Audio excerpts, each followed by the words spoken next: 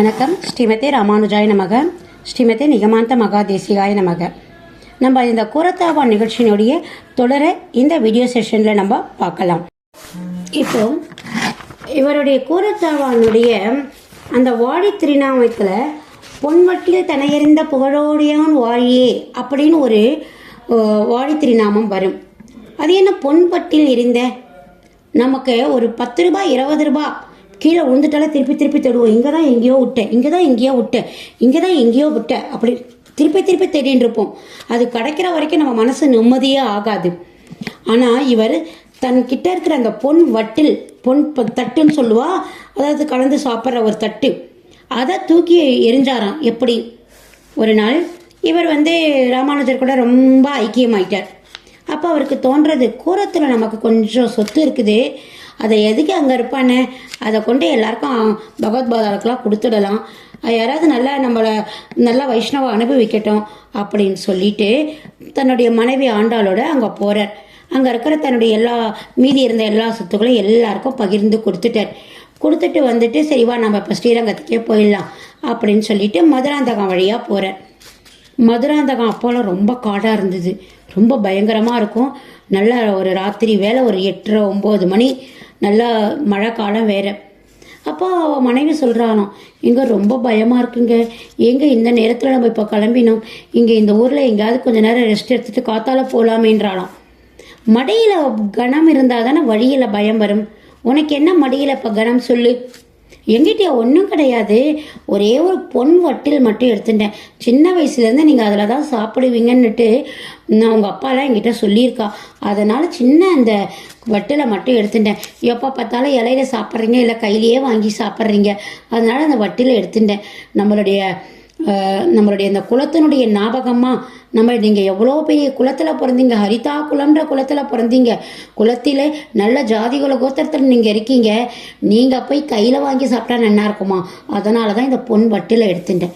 உடனே அவருக்கு ஏன் இந்த மாதிரி பண்ண, நம்ம எல்லாத்தையும் திறந்துட்டு பகவான் கிட்ட மட்டும் சரணம், ஆச்சாரியம் சரணம்னு வந்திருக்கோம், நீ இந்த பொன்வட்டில தூக்கிட்டு இப்போ பயமா இருக்குன்னு சொல்றியே அப்படின்னு அந்த பொன்வட்டில வாங்கி தூக்கி அடிச்சாராம்.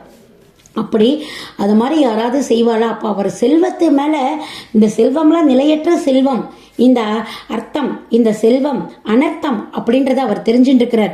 ஆனால் நம்மளால ஒரு 10 ரூபாய் நோட்டு 20 ரூபா நோட்டை விட்டு கொடுக்க மனசு வராமல் இதுதான் நிலையான செல்வம் நாம் உட்காந்துட்டு இருக்கோம். இது மட்டும் இல்லாமல் அந்த மதுராந்தகத்தில் ஏறி காத்த ராமரை அழகாக சேவிச்சார். அது அப்புறமா ராமானுஜர் அங்கே துவயமந்திரம் சமாஸ்தானமான இடத்த பார்க்குற அந்த இடத்தையும் நல்லா சேவிச்சுட்டு வழியில் என்னெல்லாம் திவ்ய தேசங்கள் இருக்கோ அதை எல்லாத்தையும் தீர்த்தா மாடிட்டு ஸ்ரீரங்கத்துக்கு போகிறார்.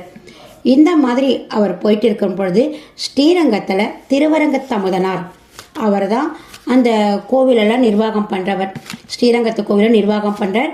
பட் அவருடைய இது சரியில்லை, அவருடைய அமைப்புகள் சரியில்லைன்றதை விட கூட இருக்கிற ஒழுங்காக கேட்கல. இவர் ஒன்று சொன்னால் அவள் ஒன்று செய்கிறது, ஒரு அட்மின் கொஞ்சம் இவரது சரியில்லாமல் இருந்தது. இதை ராமானுஜர் பார்த்துட்டார்.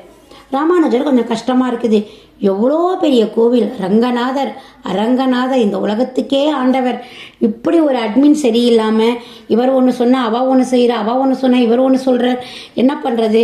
சரி, இதை நம்ம எல்லாம் சீர்திருத்தம் பண்ணணும் அப்படின்னு ஆசைப்படுறார். அதுக்கேற்ற மாதிரி அந்த திருவரங்கத்தமுதனாருடைய அம்மா செத்து போயிட்டா.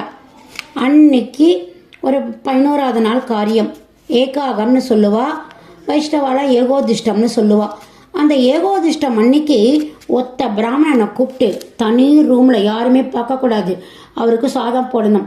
சாதம் போடும் பொழுது அவரை அந்த செத்து போனால அவளை பிணம் மிருத்தம் பிணம் அப்படின்னு சொல்லி தான் போடணும். யாருமே அந்த இடத்துல உட்கார மாட்டா. அந்த இடத்துல உட்காரணுன்னா அது ரொம்ப ரொம்ப கஷ்டம், அவளுக்கு ரொம்ப அதிகமாக அவள் கேட்டதை கட்டாயம் கொடுக்கணும். அந்த மாதிரி சில பேர் தான் அதில் உட்காருவா, ரொம்ப ரேர். உடனே திருவரங்கத்தமுதனார் ராமானுஜர்கிட்ட வரார், எங்கள் அம்மா ஏகோதிஷ்டம் வருதே, யாராவது ஒரு நல்ல வைஷ்ணவா இருந்தால் சொல்லுங்களேன் அப்படின்றார். சரி சொல்கிறேன் போப்பா, நான் உனக்கு அனுப்பி வைக்கிறேன்றார்.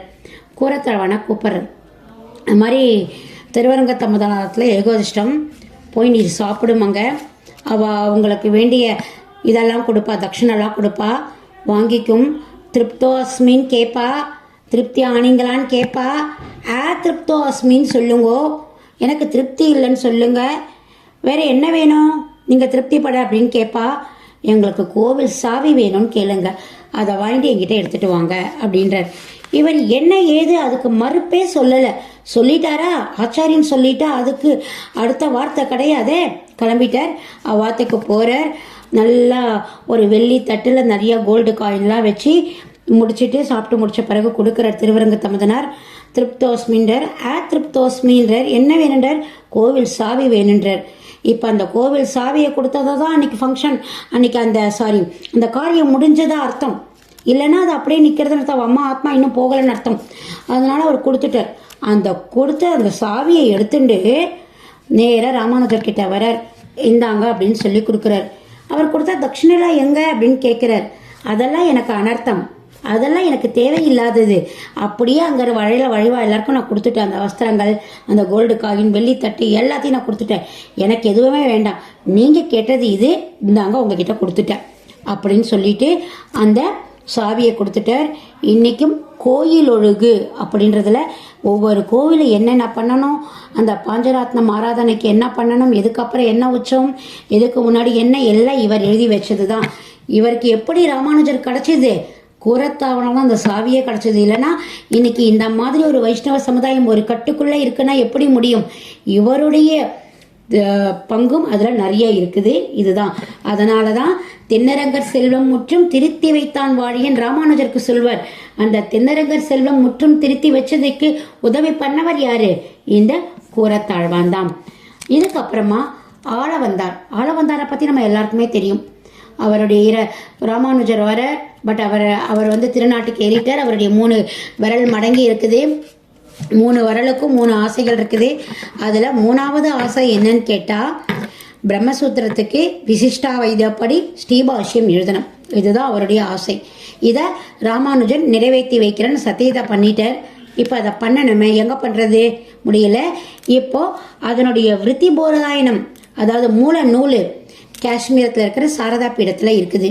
அங்கே போய் மெயின் புக்கை வாங்கி ரெஃபரன்ஸ் பண்ணி தான் இங்கே ஸ்ரீபாஷ்யம் விசிஷ்டா வைத்தியத்தின்படி எழுத முடியும். இப்போ ராமானுஜர் கூரத்தாழ்வானை கூட்டுண்டு காஷ்மீரத்தை நோக்கி போகிறார். அங்கே போன உடனே அந்த பாடசாலை, அந்த புத்தகசாலை இருக்கிறவா இவரை பார்த்துட்ட உடனே பயந்துட்டா. ஓஹோ, நம்மளுடைய போதாயனர் எழுதின அந்த விருதி சூத்திரத்துக்கு இவர் ஏதோ அப்போஸ் பண்ணி எழுத போறார், இவருக்கு நம்ம புக்கே கொடுக்கக்கூடாது அப்படின்னு பிடிவாதமாக இருக்கா. ஆனால் இவர் சொல்றார், அதெல்லாம் இல்லை, நான் என்னுடைய விசிஷ்டா வைத்தியப்படி அந்த நூலை மூல நூலாக்கி தான் நான் எழுத போறேன் அப்படின்னு சொல்றார். இல்லை, நீர் தப்பாக பேசுறீர், எங்கள் கூட தர்க்கம் பண்ணும், அந்த தர்க்கத்தில் நீங்கள் வென்றால் நாங்கள் உங்களுக்கு இந்த புக்கை கொடுக்குறோம் அப்படின்னு சொல்றார். சரின்னு சொல்லிட்டு அவ கூட தர்க்கம் பண்ணுறார். அதில் இவர் ஜெயிச்சிடுறார். இவருக்கு அந்த புக்கை கொடுக்குறா. அவள் கொடுக்கும்போது சாயந்தரம் 7 மணி. அப்பாட கையில் புக்கு வந்துடுதா அப்படின்னு கொஞ்சம் புரட்டி பார்த்துட்டு, ஓகே இதெல்லாம் நாளைக்கு படிச்சுக்கலாம் அப்படின்னு சொல்கிறார். கூரத்தாழ்வான ரொம்ப டயர்டாக உட்காந்துட்டு இருக்கிறார். சரின்னு சொல்லிட்டு நாளைக்கு படிச்சுக்கலான்னு சொல்லிட்டு பக்கத்தில் புக்கை வச்சுட்டு அவர் படுத்துட்டார். மறுநாள் காத்தால அந்த சாரதா பீட அந்த புத்தக சாலையினுடைய அந்த சச்சிவ் தலைவர் வராரு. வந்தவன கேட்குறாரு, புத்தகம் தாரும், நேற்று தானே கொடுத்தீங்க, அதுக்கு ஒரு நாள் தான் வேலிடிட்டி, 1 டே தான் உங்ககிட்ட இருக்கலாம், அப்படிதான் எங்களுதுல இருக்குது, ஒரு நாள் முடிஞ்சு போச்சு கொடு. நான் இன்னும் படிக்கவே இல்லையே, நீங்கள் படித்தா என்ன படிக்கட்டா என்ன, அதுக்கு ஒரு நாள் தான், நீங்கள் நேற்று என்கிட்ட சொல்லலையே, நாங்கள் தான் அங்கே எழுதி வச்சுருக்கோமே ஒரு நாள் தான் ஒரு புத்தகம்னுட்டு, அதனால கிடையாது, கொடுத்துருங்கோ அப்படின்னு சொல்கிறார். இவர் ரொம்ப கஷ்டப்பட்டு அப்போ கண் கலங்குறார். இவ்வளோ தூரம் வந்தோம், ஒரே ஒரு சாப்டர் தான் படித்தோம், அதுக்குள்ளே புத்தகத்தை கேட்குறாளே, இவ்வளோ என்ன பண்ணுறது அப்படின்னு சொல்லிட்டு கவலைப்படுறார். அப்போ கூரத்தாழ்வான், ஆச்சாரியனே கலங்காதீங்க, அதை எல்லாத்தையும் நான் படிச்சுட்டேன். நீர் படிச்சிரா? எப்போ படிச்சீர்? ஆமாம், நேற்று ராத்திரி உட்காந்து ஃபுல்லாக நான் படித்தேன். நீங்கள் நல்லா அசதியில் தூங்கிட்டு இருந்தீங்க, நான் அப்போ படிச்சுட்டேன். அப்போ உங்களுக்கு அசதி இல்லையா? ஒரு ஆச்சாரியன் தூங்கும் பொழுது அவரை பாதுகாக்கிறதுன்னு ஒரு சிஷ்யனுடைய கடமை. எனக்கு அசதி வந்தால் கூட நான் அதை ஓடிப்போன்னு சொல்லிட்டு நான் இருந்தேன். அந்த நேரத்தில் இந்த புக்கை எடுத்து படித்தேன். அதனால இது எல்லாமே எனக்கு தெரிஞ்சு போச்சு. ஏன்னா அவர் ஏகசந்த கிரகிப்பு, ஒரு தடவை படித்தா போதும் மனப்பாடாயிடுமா. நமக்கெல்லாம் 10 தடவை படித்தா கூட 11வது தடவை கேட்டால் அங்கங்கே தடுமாறும்.